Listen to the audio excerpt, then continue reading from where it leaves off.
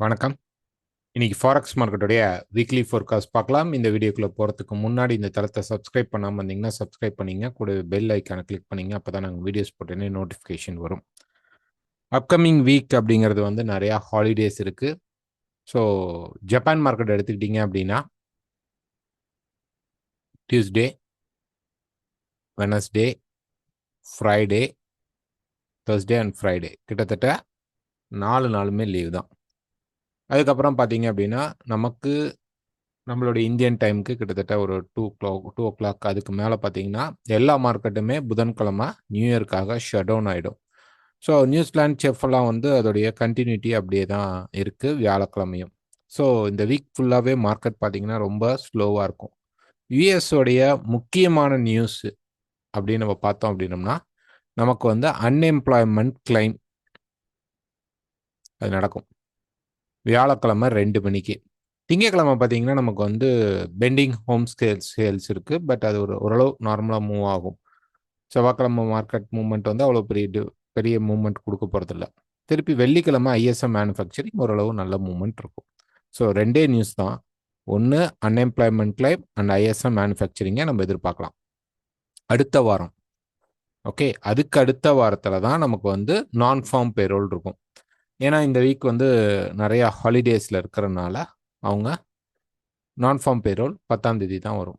So அதில் வந்து நமக்கு ஏடிபி வரும். அதுக்கப்புறம் ஜாப் ஓப்பனிங் வரும். ஃபைனல் மேனுஃபேக்சரிங் பிஎம்ஐஸ்லாம் வரும். ஸோ வரக்கூடிய வாரம் இல்லாமல் அதுக்கு அடுத்த வாரத்தில் கண்டிப்பாக மார்க்கெட் நல்ல ஒரு மூமெண்ட் இருக்கும். ஆயில் இன்வென்ட்ரி வியாழக்கிழமை தான் நமக்கு இருக்கு.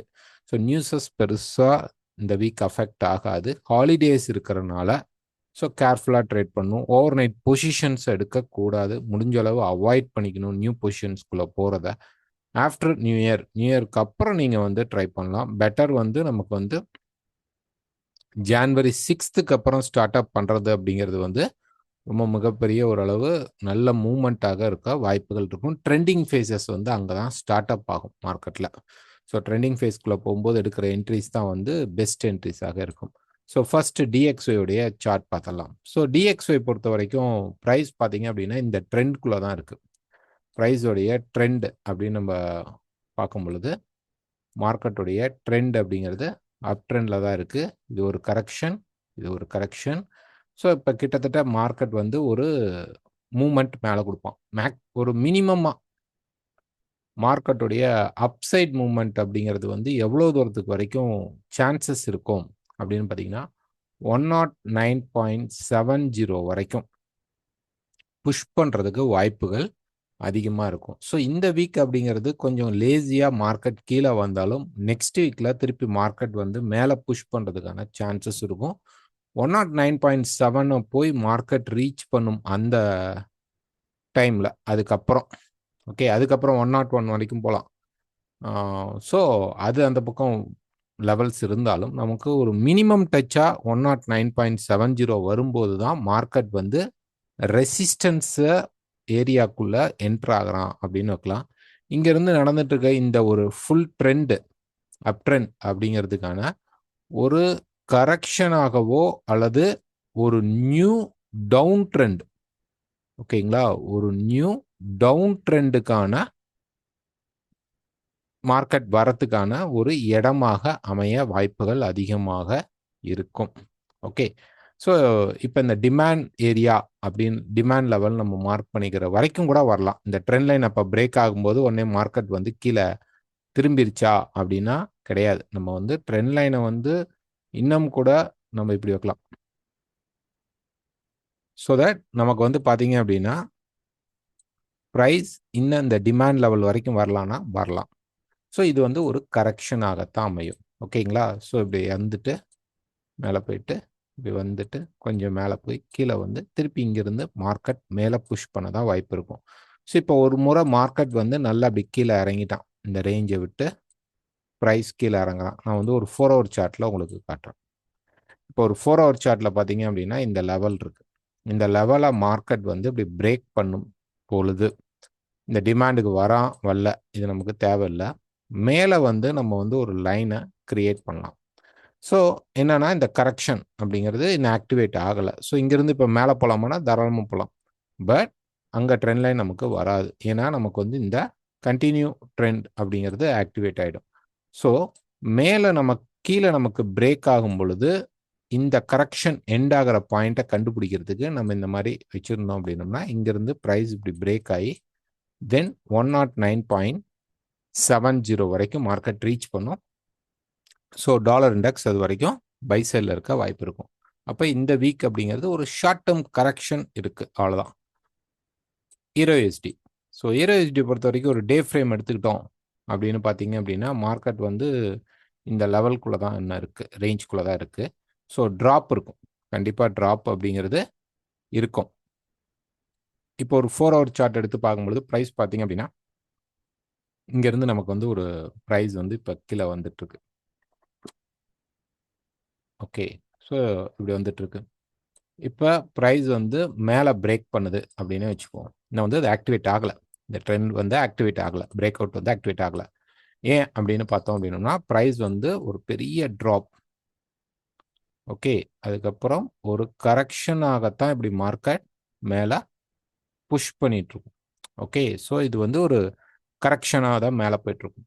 அந்த கரெக்ஷன் ஆல்மோஸ்ட் இந்த மல்டி ரெசிஸ்டன்ஸ் லெவலுக்கு, சப்போர்ட் லெவலுக்கு ரெசிஸ்டன்ஸாக மாறும் பட்சத்தில் EURUSD இன்னொரு முறை இதுக்கு கீழேயோ அல்லது இந்த இடத்துல ஒரு ரிஜெக்ஷனையோ மார்க்கெட் கொடுக்கும்.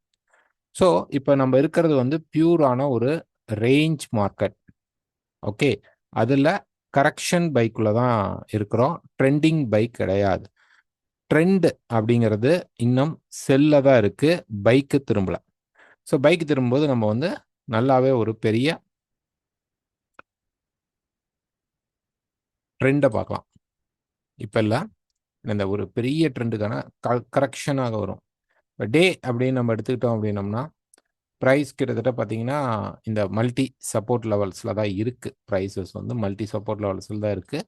ஸோ வெயிட் பண்ணலாம், ப்ரைஸ் வந்து கீழே வந்தால் கூட இது ரிஜெக்ஷனாக மாறிட்டு திருப்பி மேலே போகும். இந்த ஹைக்கு மேலே ஒரு ரிஜெக்ஷன் வந்திருக்கு, இப்போ லோ கீழே சப்போர்ட் இருந்திருக்கு. ஸோ இப்போதைக்கு நமக்கு இன்டர்மீடியட்டாக மார்க்கெட்டுடைய ஒரு ரெசிஸ்டன்ஸ் லெவல் அப்படின்னா இதுவும் சப்போர்ட் லெவலாக இருக்கும். பட் இந்த சப்போர்ட் வந்து கொஞ்சம் ஃபேக்கியாக பிரேக் ஆகிட்டு அதுக்கப்புறம் கிடைக்கும் பொழுது நம்ம ஒரு பை எடுத்தோம்னா இது வரைக்கும் பார்க்கலாம். ஸோ இந்த லெவல் பிரேக் அவுட் ஆகும் பொழுது தான் அவன் ஒரு நல்ல ட்ரெண்டிங் ஆவான். ஸோ இது பிரேக் ஆகும்போது டாலர் இண்டெக்ஸ் பெரிய லெவலில் 109 ரீச் பண்ணிட்டு திரும்பும் பொழுது நம்ம பை அப்படிங்கிற ஒரு ஸ்ட்ராங் ட்ரெண்டிங்கை எடுக்கலாம். ஸோ பவுண்ட் யூஎஸ்டி பொறுத்த வரைக்கும் பார்த்தீங்க அப்படின்னா ப்ரைஸ் வந்து அந்த சப்போர்ட் லெவலில் தான் இருக்குது, மல்டி சப்போர்ட் லெவலில் தான் இருக்குது. பட் ஒன் மோர் புஷ் கீழே கிடைக்கும், லைட்டாக இன்னொரு ஒன் மோர் புஷ் கொடுத்துட்டு அதுக்கப்புறம் தான் மார்க்கெட் போகும். ஏன்னா மார்க்கெட்டில் இன்னொரு ட்ராப்புக்கு இருக்குது. ஸோ ப்ரைஸ் வந்து இறங்கிட்டு ஏறி இறங்கி ஏறி இறங்கிட்டு அதுக்கப்புறம் தான் மார்க்கெட் சப்போர்ட் எடுக்க சான்சஸ் வந்து இருக்கும் as per swing. Okay, so wait பண்ணலாம். இந்த இடத்துல நமக்கு இன்னொரு ட்ராப் வருமா அப்படின்னா கண்டிப்பாக வரும், ஆனால் டைரெக்டாக வராது. கொஞ்சம் மேலே மண்டே மார்க்கெட்டில் மேலே போனாலும் கண்டிப்பாக ஒரு ட்ராப் அப்படிங்கிறது இருக்கும். ஸோ எபோவ் திஸ் லெவல், அதாவது இந்த ரேஞ்சுக்கு உள்ளே வந்துட்டு மார்க்கெட் திரும்பும்போது நீங்கள் அப்போ செல் ட்ரை பண்ணுங்கள், வெயிட் பண்ணுங்கள், இங்கே டைரக்ட் செல்லிங் எடுக்க வேண்டாம். Next Australia USD. ஸோ ஆஸ்திரேலியாவை பொறுத்த வரைக்கும் பார்த்தீங்க அப்படின்னா நம்ம வந்து ப்ரைஸ் வந்து ஒரு வீக்கில் எடுத்துக்கிட்டோம்னா நமக்கு வந்து இந்த சேனல் பிரேக் பண்ணி போயிட்டுருக்கு. ஸோ செல் சைடில் தான் இருக்குது. ஸோ இங்கேயும் பார்த்தீங்கன்னா ஒரு ஸ்ட்ராங்கான சேனல் தான் நமக்கு போயிட்டுருக்கு, இன்னும் செல் சைடில் தான் இருக்கிறோம், இன்னும் பை சைடில் வரல. ஸோ இப்போ போய் நம்ம செல் பண்ணலாமா அப்படின்னா இந்த வீக்கில் வந்து செல் எடுக்க வேண்டாம். ஸோ மண்டே மார்க்கெட்டுக்கு மேலே, அதாவது ஜான்வரி 6க்கு மேலே திருப்பி ஒரு செல்லிங் மூவ்மெண்ட் மேலே ஏறும் பொழுது கிடச்சிச்சு, மேலே ஏறி கிடச்சிச்சின்னா வேணால் நம்ம போகலாம். ஸோ இந்த மார்க்கெட் இன்னும் EURUSDயும் பவுண்ட் யூஎஸ்டியும் இருக்கிற ஒரு அந்த பேலன்ஸ்டு வந்து ஸ்ட்ராங் கரன்சியாக இருக்கிறது வந்து இதில் இல்லை. ஸோ நம்ம வந்து இந்த ரேஞ்சுக்குள்ளே இருக்கிறோம். கண்டிப்பாக இந்த ரேஞ்ச் அப்படிங்கிறது இன்னொரு ஒரு முறை கீழே உடையும், கீழே உடைஞ்சிட்டு அதுக்கப்புறம் தான் ப்ரைஸ் பார்த்தீங்க அப்படின்னா ஒரு கரெக்ஷன் எடுக்க வாய்ப்புகள் இருக்கும். ஸோ கீழே வந்து நமக்கு ஒரு மல்டி சப்போர்ட் லெவல் இருக்குது. ஸோ அங்கே ஒரு ரிஜெக்ஷன் வந்ததுக்கப்புறம் பை எடுக்கலாம், செல்லு தான் மார்க்கெட்டுக்கு வாய்ப்பு இருக்கும். நெக்ஸ்ட் நியூசிலாந்து USD, அதுவும் சேம் அதே ஸ்டோரி தான். ப்ரைஸ் பார்த்தீங்க அப்படின்னா மல்டி சப்போர்ட் லெவலில் இருக்குது. ஒரு வீக்கில் போய் பார்த்தோம் அப்படின்னா இந்த சப்போர்ட் லெவலுக்கு ப்ரைஸ் வந்து ரீச் ஆகுது. கண்டிப்பாக இந்த பிரைஸ் இன்னும் கொஞ்சம் ஒன் மோர் புஷ் கீழே கொடுத்ததுக்கப்புறம் இந்த ட்ரெண்ட் பிரேக் ஆகும்போது நம்ம எடுக்கலாம். ஏன்னா இப்போ வந்து பாருங்க நல்ல ரேஞ்சில் இருக்கும் மார்க்கெட். ஓகே, இது வந்து நல்ல ஒரு ரேஞ்சில் இருக்கு. கண்டிப்பாக கீழே தான் உடையும், மேலே போக வாய்ப்பு இருக்காது. அப்படியே ஒரு வேளை மண்டே மார்க்கெட்டில் மேலே போனாலும் இந்த ரேஞ்ச் டாப்குள்ளேயே அப்படியே சுற்றிட்டு இருப்போம். ஸோ ப்ரைஸ் வந்து கீழே தான் புஷ் பண்ணுறதுக்கு வாய்ப்பு இருக்கும். ஒரு வேளை மேலே ஏறிச்சு அப்படின்னா நம்ம செல் ட்ரை பண்ணலாம். ஓகே, டாலரில் வந்து நமக்கு சப்போர்ட் கிடைக்கும் போது ஆஸ்திரேலியா நியூசிலாண்டில் கீழே மேலே ஏறி நிற்கும் பொழுது இந்த ரேஞ்சை பிரேக் பண்ணாமல் மார்க்கெட் ரெசிஸ்டன்ஸ் எடுக்கிற மாதிரி இருந்தால் ரெசிஸ்டன்ஸ் எடுத்தால் நம்ம இந்த மார்க்கெட்டில் செல் போகலாம். இங்கே போய் செல் பண்ண வேண்டாம். Next USD CAD. So USD CAD பொறுத்த வரைக்கும் வீக் அப்படின்னு நம்ம பார்த்தோம்னா இந்த இடத்துல நம்ம ஒரு கரெக்ஷன் இதுக்கு கீழே உள்ளே வரும் அப்படின்னு எக்ஸ்பெக்ட் பண்ணோம். பட் ஆனால் வரல, ப்ரைஸ் வந்து திருப்பி மேலே போயிட்டுருக்கான். ஸோ இதை வந்து இப்படி பார்த்தீங்க அப்படின்னா மல்டி டாப்ஸ், இந்த டாப்ஸ் கிட்ட மார்க்கெட் ரீச் ஆகிறதுக்கான வாய்ப்பு இருக்குது, பக்கத்தில் வந்துருச்சு.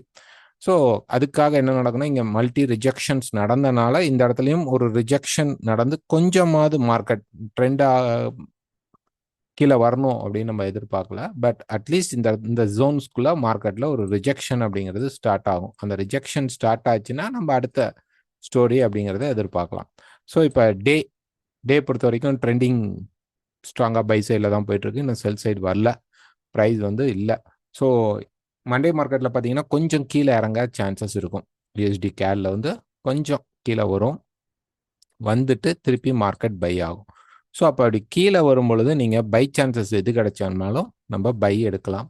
கிட்டத்தட்ட 1.4600 வரைக்கும் மார்க்கெட் வந்து புஷ் பண்ணும், அப்சைடில் இருக்கிறதுக்கு சான்சஸ் இருக்கும். அந்த மாதிரி நேரங்களில் நமக்கு பார்த்தீங்க அப்படின்னா டாலர் இண்டெக்ஸுமே 111 பக்கமாக போகிறதுக்கும் வாய்ப்புகள், புஷ் பண்ணும். அது நடக்குமா அப்படிங்கிறது தெரியல, பட் பார்க்கலாம்.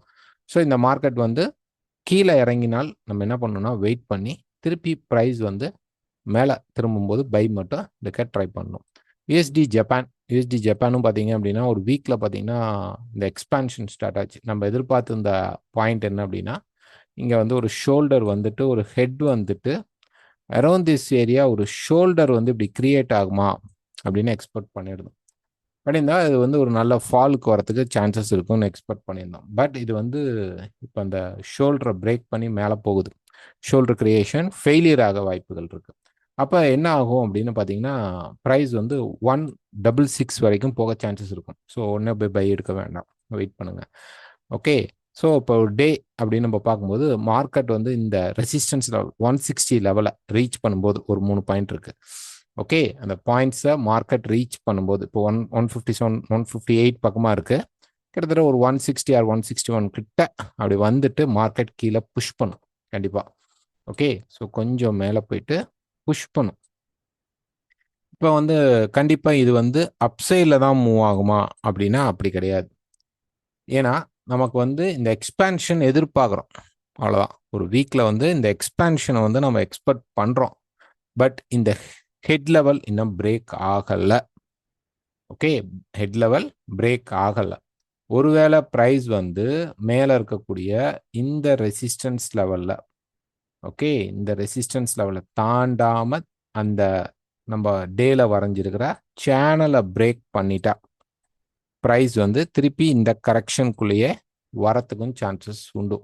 ஓகேங்களா? ஸோ இது வந்து ரூஃப் டாப்பில் வந்து மாட்டிக்கும்.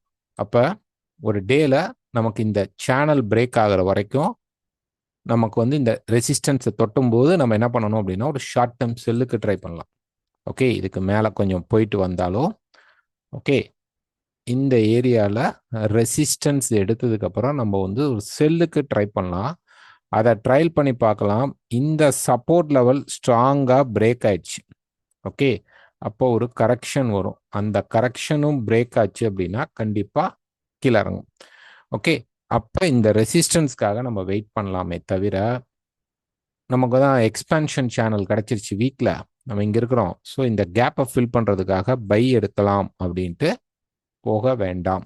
ஏன்னா டாலர் இண்டெக்ஸ் கொஞ்ச நாளில் ரெசிஸ்டன்ஸை டச் பண்ணிடுச்சு அப்படின்னா இது ஸ்லோ மூமெண்ட்டாக இருக்கும், அப்சைடில் தான் இருக்கும். ஜப்பான் கரன்சி அவ்வளோ ஸ்ட்ராங்காக இல்லை, இருந்தாலும் அந்த கரன்சியோடைய வீக் அப்படிங்கிறது இதில் ரிஃப்ளெக்ட் ஆகும்போது அந்த ஸ்ட்ராங் பையிங் இருக்காது. ஸோ இந்த டாப்பை மார்க்கெட் என்ன பண்ணுது அப்படிங்கிறத பார்த்துட்டு அந்த இடத்துல ஒரு செல்ஃப் தான் ட்ரை பண்ணணும். அதுக்கப்புறம் பை கிடைச்சிச்சு அப்படின்னா பை போகலாம். Next USD chef. USD chef பொறுத்த வரைக்கும் ஒரு வீக்கில் பார்த்தீங்க அப்படின்னா ஒரு பெர்ஃபெக்டான ஃப்ளாட் ரேஞ்ச் மார்க்கெட்டில் இருக்குது. ஒரு ஃப்ளாட் ரேஞ்ச் அப்படின்னா இந்த டாப்ஸ் பார்த்தீங்க அப்படின்னா இந்த பாட்டம்ஸ் இதுக்குள்ளே தான் ப்ரைஸ் வந்து இப்படி வந்துட்டு ட்ரெண்டிங் ஆக முடியாமல் இந்த ரேஞ்சஸ்குள்ளேயே மார்க்கெட் இருக்குது. இப்போ நம்ம இந்த ரேஞ்சோடைய டாப்புக்கு பக்கத்தில் போகிறோம். அப்போ இந்த இடத்துல ப்ரைஸ் வந்து ரிஜெக்ஷன் ஆனாலோ இந்த மாதிரி ஷேடோ ரிஜெக்ஷன் ஆனாலோ அல்லது ரெசிஸ்டன்ஸ் எடுத்தாலோ நம்ம என்ன பண்ணலாம் அப்படின்னா செல் ட்ரை பண்ணலாம். ஸோ இந்த சேனல் வந்து ஒரு டாப் அப்படி போய் அந்த வீக்கில் வந்து நமக்கு மல்டியாக இருக்கக்கூடிய அந்த ஃப்ளாட் டாப் அப்படிங்கிறது இதுதான், இந்த லெவல் தான். ஒரு ஃப்ளாட் டாப் லெவல் அப்படிங்கிறது இந்த லெவல். ஸோ இங்கேருந்து அப்படி கீழே வந்தாலும் இந்த லெவல்ஸ் மார்க்கெட் ரீச் பண்ணும்போது கிட்டத்தட்ட 0.9100க்கு மேலே அப்படி பாஸ் பண்ணும்போதே ரெசிஸ்டன்ஸ் கிடைத்தால் நம்ம செல் ட்ரை பண்ணலாம். கண்டிப்பாக இந்த லெவலை பிரேக் அவுட் பண்ணலை, நேராக வந்து மார்க்கெட் பிரேக் அவுட் பண்ணாமல் ரிஜெக்ட் ஆச்சு அப்படின்னா கண்டிப்பாக ஒரு ஷார்ட் டேர்ம் கரெக்ஷன் அப்படிங்கிறது நல்லாவே இருக்கும். நம்ம வந்து இந்த பாட்டமுக்கு தான் வருவான் அப்படின்னு எக்ஸ்பெக்ட் பண்ணணும். ஒரு ஹாஃப் வே கரெக்ஷனாக இருந்தால் கூட இங்கே எடுக்கக்கூடிய செல் அப்படிங்கிறதுக்கு ஒரு நல்ல பாத் அப்படிங்கிறது இருக்கும். கண்டிப்பாக பிப்ரவரி மந்த்து அப்படிங்கிறது வந்து டாலருக்கு ஒரு வீக்கான மந்தாக அமைய சான்சஸ் அதிகமாக இருக்கும். ஓகேங்களா? ஸோ இது வந்து எதுவும் கெஸ்ஸு தான். ஏன்னா அதுக்குள்ள ட்ரம்ப் பதவி ஏற்றுருவார். ஓகே, ட்ரம்ப் பதவி ஏற்றதுக்கு அப்புறம் டாலர் இண்டெக்ஸ் கொஞ்சம் வீக்னஸை சந்திக்கும். அதுக்கப்புறம் தான் திருப்பி பார்த்தீங்க அப்படின்னா அது ஒரு ஷார்ட் டேர்ம் பீரியடுக்கு வந்துட்டு அதுக்கப்புறம் அது வந்து மேலே போக ட்ரை பண்ணும். ஸோ ஒரு ஷார்ட் டேர்ம் செல்லிங் அப்படிங்கிறது டாலர் இண்டெக்ஸில் வரப்போகுது. டெக்னிக்கலாகவும் பார்த்தீங்கன்னா ரெசிஸ்டன்ஸ் கிட்ட வரத்துக்கு சான்சஸ் இருக்கும். ஸோ அந்த மாதிரி நேரங்களில் கோல்டு என்ன பண்ணும் அப்படின்னா கோல்டு கீழே வந்துட்டு ஒரு பை கிடைக்கும் பொழுது, இப்போ வந்து நான் ஒரு வீக் ஃபர்ஸ்ட் காட்டிடுறேன் பாருங்க. நம்ம வீக்கில் வந்து இந்த சப்போர்ட் லெவலுக்குள்ள நிற்கிறோம். இந்த சேனலுடைய சப்போர்ட் லெவலுக்குள்ள இப்போ நின்றுட்டு இருக்கோம்.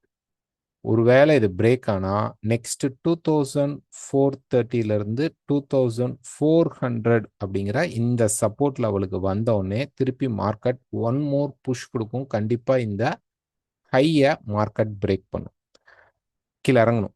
அதுக்கான கரெக்ஷனாக மட்டும்தான் பார்க்குறோம். ஸோ நம்ம எதிர்பார்த்திருந்த ஒரு ட்ராப், ஒரு கரெக்ஷன் பை திருப்பி ட்ராப் அப்படிங்கிறது நடக்கணும். ஸோ இங்கே தான் வரணுமா? இல்லை, இந்த லோ பிரேக் பண்ணாவே நமக்கு இங்கே ஒரு டிமாண்ட் இருக்கு, இங்கே ஒரு டிமாண்ட் இருக்கு. நமக்கு ட்ரெண்ட் லைன் டிமாண்டும் இந்த டிமாண்டும் மேட்ச் ஆகிறதுனால நம்ம இந்த லெவலை எதிர்பார்க்குறோம். இந்த லெவல் பிரேக் பண்ணி ஒரு 530 2500 ஒரு நல்ல சப்போர்ட் லெவல் எடுத்தால் கூட போகலாம். அதுக்கு சான்சஸ் வந்து ஒரு 50% தான் இருக்கும். பட் இந்த லெவலுக்கு வந்துட்டால் ஒரு 70 to 90% மார்க்கெட் வந்து இங்கிருந்து ஒரு ட்ரெண்டிங் ஃபேஸை ஸ்டார்ட் பண்ணும். இதுக்கு மேலே அப்படி ஒரு ஃப்ளாஷ் கொடுத்துட்டு கீழே வர சான்சஸ் அதிகமாக இருக்கும். இது வந்து ஃபியூச்சர், இது நம்ம அப்புறம் பார்த்துக்கலாம். இப்போ டே பொறுத்த வரைக்கும் பார்த்தீங்க அப்படின்னா இந்த சேனல் இப்போ வந்து ஓடிட்டு இருக்கு மார்க்கெட்டில். பார்த்தீங்க அப்படின்னா இந்த சேனல் ஓகே. ஸோ ஒரு ரெசிஸ்டன்ஸ் இங்கே ஒரு சப்போர்ட் எடுத்துச்சு, திருப்பி இங்கே வந்து ஒரு சப்போர்ட் எடுத்துட்டு இங்கே மார்க்கெட் ரெசிஸ்டன்ஸ் எடுத்திருக்கு. அப்போ மார்க்கெட்டில் கண்டிப்பாக 2 ரெசிஸ்டன்ஸ் 2 சப்போர்ட் கிடைக்கும் பொழுது இன்னொரு சப்போர்ட் அண்ட் ரெசிஸ்டன்ஸ் கிடைக்க சான்சஸ் இருக்கும். ஸோ இந்த சப்போர்ட்லேருந்து ட்ராவல் ஆன இந்த மார்க்கெட் வந்து இப்போ பிரேக் ஆகி கரெக்ஷனுக்குள்ளே இருக்குது. இது பிரேக் ஆகும் பொழுது நமக்கு கண்டிப்பாக இந்த லெவல் பிரேக் ஆகிடும். ஓகேங்களா? ஒரு 530 கிட்ட வந்துட்டு அப்படி மேலே போய் திருப்பி இப்படி கீழே வரும். ஒரு ஸ்ட்ரைட் ஃபார்வர்டாக மார்க்கெட் இறங்காது, கண்டிப்பாக ஜிக்ஜாக்ஸில் தான் இறங்க போகுது. ஸோ ஒரு ஆல்மோஸ்ட் நமக்கு வந்து ஒரு 500க்கு கீழே எதிர்பார்க்கலாம். 570 லெவல்ஸ் அப்படிங்கிறது பெஸ்ட்டாக இருக்கும். 470ங்கிற லெவல்ஸ் பெஸ்ட்டாக இருக்கும். 430 வரைக்கும் போகவும் சான்சஸ் இருக்குது. 400 வரைக்கும் வாய்ப்பு இருக்குது. ரொம்ப லேசியாக மார்க்கெட் மூவ் ஆச்சு அப்படின்னா இப்படி இறங்கிட்டு இப்படி மூவ் ஆச்சுன்னா நமக்கு இந்த சப்போர்ட் லெவலை மார்க்கெட் ரீச் பண்ணுறதுக்கு சான்சஸ் வந்து அதிகமாக இருக்கும். அதுக்கான செல் தான் நம்ம எதிர்பார்க்குறோம். நம்ம ஒரு 4 ஹவரில் வந்து டெலகிராமில் வந்து ஒரு சார்ட் வந்து போஸ்ட் பண்ணியிருந்தோம். ஓகே. ஸோ 4 ஹவரில் வந்து இந்த டெலகிராமில் வந்து இந்த சார்ட் போஸ்ட் பண்ணியிருந்தோம். இந்த சார்ட் எதுக்காக போஸ்ட் பண்ணோம் அப்படின்னு பார்த்தீங்கன்னா, நிறையா வந்து பைக்கு ரெடி ஆயிட்டாங்க. மார்க்கெட் மேலே தான் போகுது அப்படின்னு சொல்லிட்டு இந்த இடத்துல பைக் ரெடி பண்ணிட்டாங்க. பாருங்க, மார்க்கெட் இந்த ஹைல இருந்து இந்த லோக்குள்ள ஒரே ட்ராப். ஓகே. இப்போ இதுக்குள்ள மார்க்கெட் ரேஞ்சில் தான் இருக்கு. இந்த ரெசிஸ்டன்ஸை பிரேக் அவுட் பண்ணுறான். ஒருவேளை ப்ரைஸ் வந்து ஸ்ட்ராங்காக உடைச்சி அப்படி மேலே புஷ் பண்ணிட்டான் அப்படின்னா நம்ம வந்து வெயிட் பண்ணணும். செல் இந்த இந்த ஜோனில் வெயிட் பண்ணணும். வெயிட் பண்ணி மார்க்கெட் டேர்ன் ஆனால் மட்டும்தான் செல் எடுக்கணும். அந்த இடத்துல தெளிவாக சொல்லிடுறேன். மார்க்கெட்டில் டேர்ன் நடந்தால் மட்டும்தான் செல் அப்படிங்கிறது எடுக்கணும். இல்லைன்னா மார்க்கெட் திருப்பி பை ரேலிக்குள்ளே போக சான்சஸ் அதிகமாக இருக்கும். இப்போ இந்த இடத்துலையும் நான் மென்ஷன் பண்ணியிருந்தேன். என்ன மென்ஷன் பண்ணியிருந்தேன் அப்படின்னு நீங்கள் பார்த்தீங்கன்னா தெரியும். 2608 அது உடையல. அது உடைந்தால்தான் பிலோ. அப்போ ட்ரெண்ட் லைனும் நமக்கு பிரேக் ஆகணும். ஆயிடுச்சு. ட்ரெண்ட் லைன் வந்து இந்த ட்ரெண்ட் லைன் பிரேக் ஆயிடுச்சு. பட் இந்த லெவல் அப்படிங்கிறது பிரேக் ஆனால் தான் நம்ம கரெக்ஷனில் வந்துட்டு அரௌண்ட் திஸ் லெவலில் நம்ம செல் ட்ரை பண்ணலாம். மேலே இதை எஸ்எல்லாக வச்சு. இன்னும் அது நடக்கலை. ஸோ நிறைய பையிங்கில் இருந்தவங்க, ஏன்னா இந்த இடத்துல மார்க்கெட் வந்து ஷார்ட் டேர்ம் கரெக்ஷன் கொடுப்பான் அப்படிங்கிறதுக்காக தான் வெயிட் பண்ணுங்க. இந்த லெவல்ஸை மார்க் பண்ணி நம்ம கொடுத்தோம். ஸோ செல் பை ரெண்டுமே பேனிக்கில் போக வேண்டாம். ஏன்னா நமக்கு ஹாலிடேஸ் இருக்குது. இது வந்து ஒரு நாய்ஸ் கரெக்ஷனாக தான் இருக்கும். அதாவது பெரிய லெவலில் ட்ரெண்டிங் நடக்காது. ஏறும் உடனே இறங்கிரும், திருப்பி ஏறும் உடனே இறங்கிரும், ஏறும் உடனே இறங்கிரும், திருப்பி ஏறும் உடனே இறங்கிரும், ஏறும் அப்புறம் தான் இறங்கும். ஸோ ஒன்று இந்த லெவலை மார்க்கெட் போய் ரீச் பண்ணால் நம்ம வெயிட் பண்ணும். ஸோ மார்க்கெட்டில் இந்த வெயிட்டிங் அப்படிங்கிறது கொஞ்சம் தேவை தான். ஓகேங்களா? வெயிட் பண்ணும் பொழுது மட்டும்தான் நமக்கு நல்ல ஸ்டோரிஸ் கிடைக்கும். அதில் நம்ம ட்ராவல் பண்ண முடியும். ஸோ இந்த மாதிரி நாய்ஸ் ஏரியாவில் போய் மாட்டிட்டோம் அப்படின்னம்னா, அந்த வெயிட் பீரியடில் வந்து நம்ம வந்து நிறையா தேவையில்லாமல் எமோஷன்ஸ் பாண்டில் போய் மாட்டிக்கும் சைக்காலஜியில். ஓகே. ஸோ இந்த ஏரியாக்குள்ளே அல்லது இந்த பிரேக் அவுட்டுக்குள்ளே வந்ததுக்கப்புறமும் இங்கே வந்தோடனே செல் பண்ணுங்க அப்படின்னு சொல்லலை. நல்லா உடையுதா அப்படின்னு செக் பண்ணுவோம். திருப்பி ப்ரைஸ் வந்து இப்படி மேலே ஏறும் பொழுது ப்ரைஸ் வந்து இந்த லெவல்ஸை ரீச் பண்ணும். கிட்டத்தட்ட ஒரு 20 to 25 லெவலை ரீச் பண்ணும் பொழுது அப்போ நம்ம செல் ட்ரை பண்ணலாம். டாப்பாக ஸ்டாப் லாஸாக வைக்கலாம். இன்னும் இந்த பிரேக் அவுட் அப்படிங்கிறது நடக்கலை. ஏன்னா அது போஸ்ட் பண்ணதுக்கப்புறம் கொஞ்சம் மார்க்கெட் கீழே வந்தோடனே செல் ஆயிடுச்சா அப்படின்னு ரிப்பீட்டட் கால் பண்ண ஆரம்பிச்சிட்டிங்க. ஓகே. ஸோ வெயிட் பண்ணுவோம். இன்னும் மார்க்கெட் கன்ஃபர்மேஷன் கொடுக்கல. ஸோ வெயிட் பண்ணி எடுக்க ட்ரை பண்ணுங்க. அவசரப்பட்டு உள்ள போக வேண்டாம். ஏதாவது டவுட் இருக்கு, ரொம்ப டெக்னிக்கல் டவுட் இருக்கு அப்படிங்கிறவங்க இந்த நம்பருக்கு நீங்கள் கால் பண்ணி கேட்கலாம். எங்களுக்கு தெரிஞ்சதை நாங்கள் ஷேர் பண்ணுவோம். ஓகேங்களா? கண்டிப்பாக இந்த ரேஞ்ச் ஃபேஸ் அப்படிங்கிறது கிட்டத்தட்ட இந்த மாதிரி தான். இப்படி நடந்தது, கொஞ்சம் இப்படி நடக்க போகுது. இது நல்ல ஒரு பிரேக் அவுட் ஆகும் பொழுது நமக்கு ஒரு ட்ராப் வரும். இந்த பாட்டத்தை மார்க்கெட் பிரேக் பண்ண ட்ரை பண்ணும். இந்த பாட்டம் ரொம்ப முக்கியம். இந்த பாட்டத்தை மார்க்கெட் கிளியராக பிரேக் அவுட் பண்ணிடுச்சு அப்படின்னா நமக்கு மேலே ஏறி திருப்பி இன்னொரு ட்ராப் வந்துட்டு ஸோ இந்த மாதிரி ஒரு ஸ்ட்ரெச்சர் கிடைச்சிரும். இந்த மாதிரி ஒரு ஸ்ட்ரெச்சர் கிடைச்சிரும். இங்கேருந்து பிரேக் ஆகும் பொழுது நமக்கு மார்க்கெட்டோடைய பெரிய ட்ரெண்டிங் ஃபேஸ் கிடைக்கும். ஓகே. அதுக்காக அது கிரியேட் பண்ணுது. நீங்கள் வந்து ஒரு பெரிய ட்ரெண்டு, பை ட்ரெண்டை பார்க்கலாம். இப்போ கோல்டுடைய இந்த இறக்கத்தை விட ஏற்றம் அப்படிங்கிறது ரொம்ப அக்ரஸிவாகவும் இருக்கும். ஸோ இந்த கரெக்ஷனில் ஃபர்ஸ்ட் கரெக்ஷன் முடிஞ்சது. இப்போ நடந்துட்டு இருக்கிறது செகண்ட் கரெக்ஷன் பை. இப்போ ஒரு ட்ராப்பை சந்திக்க போகுது. அந்த ட்ராப்புக்கான கரெக்ஷன் தான் இப்போ நடந்துட்டு இருக்கு. வெயிட் பண்ணணும். இங்கே பிரேக் ஆகும்போது நமக்கு ஒரு நல்ல ட்ராப்ஸ் கிடைக்கும். ஓகே. உடனே கேட்க வேணாம். அந்த லெவல்ஸை கிளியராக க்ளோஸ் பண்ணும் பொழுது அதுக்கப்புறம் நம்ம ஃபார்வர்ட் பண்ணி மார்க்கெட்டில் உள்ளே போக ட்ரை பண்ணுவோம். கொஞ்சம் வெயிட் பண்ணுங்க. அவசரப்பட்டு உள்ளே போக வேண்டாம். Next oil. ஆயிலில் வந்து ஒரு கமெண்ட் கேட்டிருந்தாங்க. 66 பிரேக் பண்ணால் பை தானே எடுக்கணும், எதுக்கு வந்து செல் சொல்கிறீங்க அப்படின்ட்டு ஒரு கமெண்ட் வந்துருந்து. அதாவது வீக் பொறுத்த வரைக்கும் மார்க்கெட் வந்து இந்த ரேஞ்சுக்குள்ளே இருக்குங்களா, இது வந்து ஒரு ட்ரையாங்கிள் அப்படின்னு வச்சுக்குவோம். ஓகே. ட்ரையாங்கிள் வச்சுக்கூடாது, ட்ரையாங்கிள் தான். இந்த ட்ரையாங்கிளை மார்க்கெட் என்ன பண்ணிட்டான் அப்படின்னா க்ளீனாக பிரேக் பண்ணிட்டான். அதை போய் டெஸ்ட் பண்ண வேண்டியவன் டெஸ்ட்டும் பண்ணிட்டான். இப்போ இந்த லோ பிரேக் நடக்கணும். ஓகே, இந்த லோ பிரேக் ஆகலை, இதுக்குள்ள ரேஞ்சஸில் மாட்டிட்டான் மார்க்கெட்.